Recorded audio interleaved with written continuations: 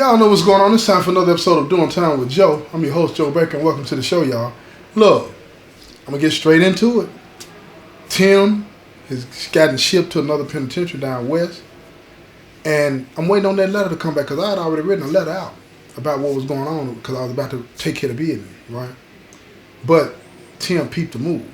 He felt something, so he went to them folks and they moved him, got him away from that. Tim a good dude. It wasn't personal, y'all. It just wasn't personal. One person, this was the business because I knew there's going to be some fallout behind this.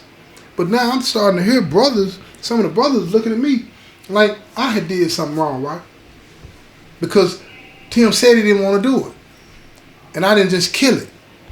I'm looking at it like, because I'm thinking, this going to die anyway. This ain't nothing. Why would somebody even go along with something like it? Why would he even think that this would work? I'm talking about my assistant COS at the time. So I'm thinking this ain't no big deal. I ain't paying no attention. When the brother said he didn't want to do it, I could have shut it down. I didn't shut it down, though. I should have. So check this out. So the brother, the letter started to come in. Brother Reitman asked me to give more details about what happened. So I sat down and I hit him up and I tell him the whole story from beginning to end. From beginning to end.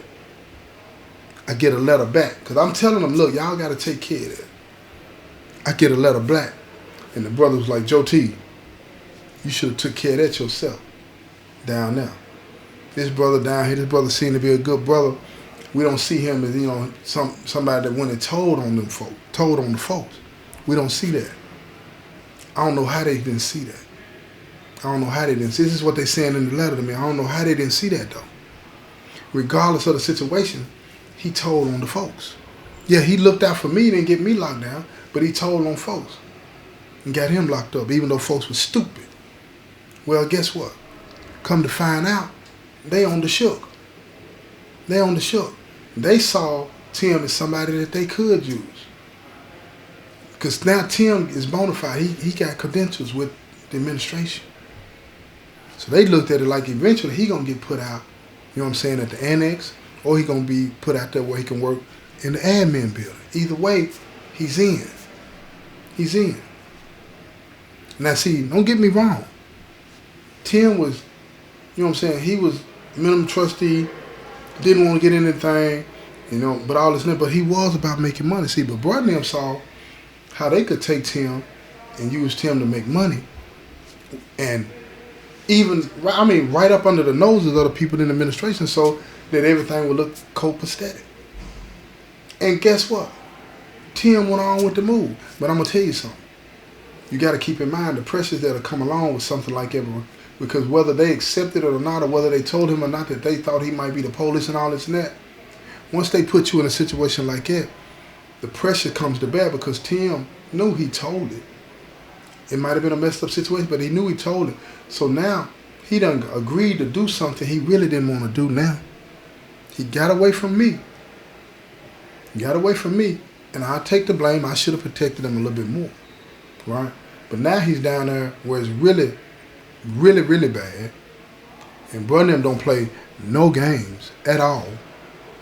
And they're asking him to do something that he gonna have to do, or they gonna flip it and make it look like, you with them folks. Then that's when they would agree with me and what I said about it. Now, ain't nothing fair. Ain't nothing fair about any of this that I'm telling y'all about. Nothing. But see, I should have listened. I should have listened when he said he didn't want to do it, because once he said he didn't want to do it, I should have killed it. But I didn't do that. Now check this out. So now Tim, he down at West High. He helping Brother and make the move. Now he ain't spying on IA. He ain't spying on the folks down front. You feel me? But the folks down front trust him. And Brother and them done put him in a position where he's manipulating that trust. And Tim felt bad about it. But he don't dare go and tell the administration what he's got going on. He don't dare tell them that. But this is one thing about the penitentiary. Ain't a such thing as a confidential drug dealer. It's impossible. Ain't a such thing as a confidential mule. Especially when some brothers do see it the way I see it. right? So you got these brothers talking about folks them done come up with the move. They killing it. They making the move, right? It's smooth like butter, right? And then Tim's name comes up. And when Tim's name comes up, people are looking around and walking and talking and saying all kinds of stuff. And eventually, it made its way to, you guessed it, IA's ear. So the IA, out of courtesy, one time, because of what he had done for them at another prison, went to him and they said, listen, your name coming up in some nonsense. We don't believe it, but talk to us. Are you in trouble? Is anything going on?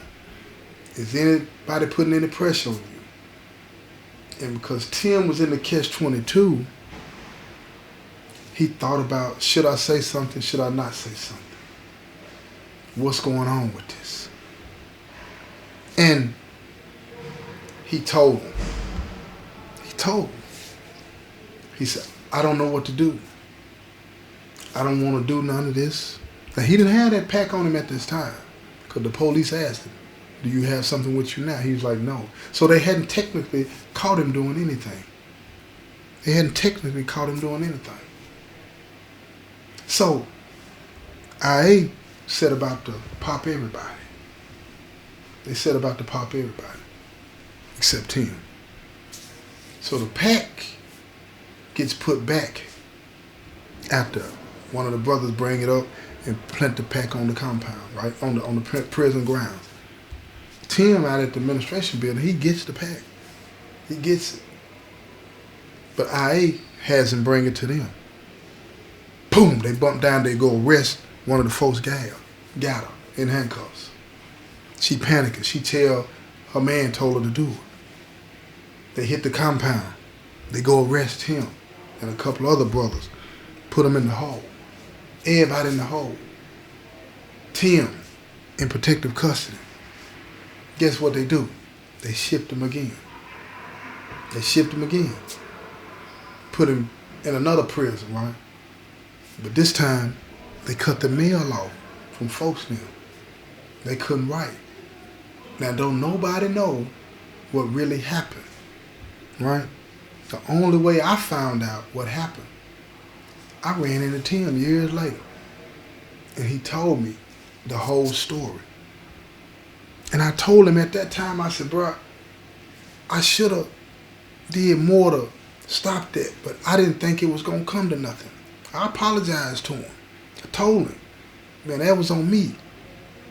He was like, Joe T, that was on me too. He said, I should have just said no and stuck to my guns. You know what I'm saying? What was he going to do? How could he make me do something I didn't want to do? And I said, you're right. But I tell you this story because I want y'all to understand something about the mindset when you're younger and you're involved in that kind of stuff. You feel like this pressure to please is so overwhelming that you'll do things you don't want to do. And on top of that, let's say it's not the pressure to please, you'll feel like that you have to do something because somebody that's in a position of authority over you, probably your same age, in some cases younger, is telling you to do something that can jeopardize your situation, and you feel like you have to do it because if you don't do it, they're going to hurt you. They're going to beat you up. Now, that's true. The threat of violence is always there, right? But you have to make a choice. You got to make a choice. Either you're going to stand on what you say or you're not. Because when you make choices to join these organizations and things like that, you are giving away something that is valuable. You're giving away control over your life, your decisions. You got to think about that. Somebody else is going to be telling you what to do, when to do it, and how to do it. And it may be something that puts you in jeopardy. It may be something that puts you in a position where you could end up like Tim. Threatened with bodily harm, getting transferred all around, and people talking about you in a negative way. You got to think about that. Because nobody's coming to save you when you're a part of a gang. Nobody. And the people that are over you, listen to me, y'all. Why in the world, with all of the evidence that shows gang life is dangerous, would you join it? Why would you do that? Don't get me wrong. The brothers that belong to the oil, man, some good brothers. Wrong thinking, though, in a lot of ways. Just remember that, y'all, before you make your choice. Because once you make the choice, that's yours. But you got to figure out how you're going to live it. You're going to have to figure out how you're going to live it. You can live it in a positive way, or you can live it in a negative way. It's up to you. It's your life. This has been another episode of Doing Time with Joe. I'm your host, Joe Baker, and I say peace, y'all.